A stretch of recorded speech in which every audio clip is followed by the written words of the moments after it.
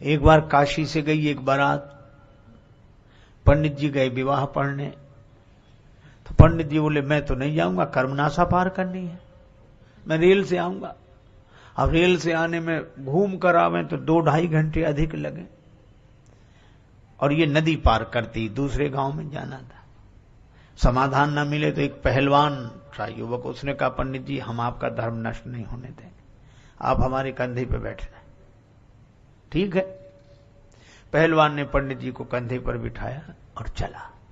पर भगवान भी कभी कभी ऐसा व्यंग करते हैं, बीच नदी में पहुंचा और उसका ऐसा बैलेंस बिगड़ा, पांव फिसला के पंडित जी को लिए दिए गिरा नदी।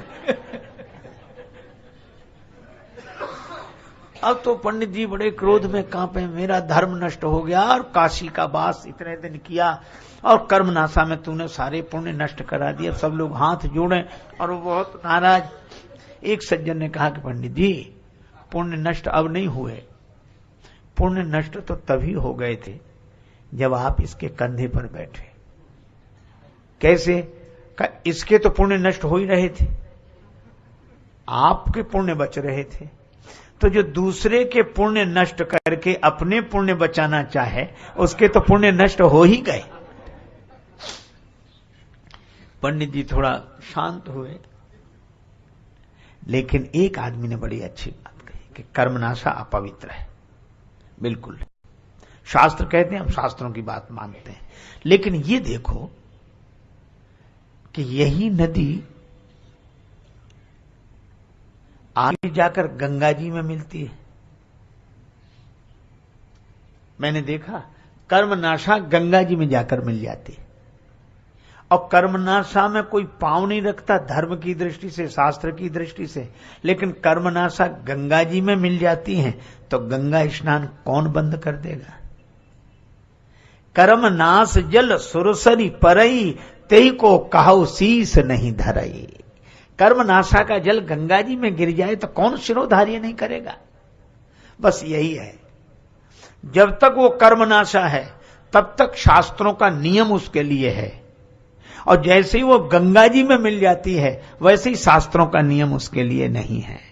मैं भी आपसे यही कहता हूं, जब हम अपनी वर्ण जाति में रहकर अभिमान रखते हुए उसका पालन करते हैं तो शास्त्रों के नियम पूर्वक चलना चाहिए। लेकिन जिस दिन राम भक्ति जहां सुरसरी धारा, भगवान की भक्ति में हम अपने जीवन को मिला दें, उसी दिन शास्त्रों के नियम हमारे लिए दूसरे हो जाते हैं।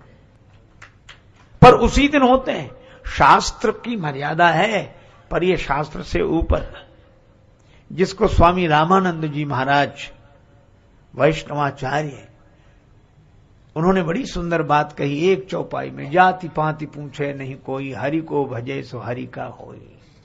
और उनका गोत्र अच्युत गोत्र,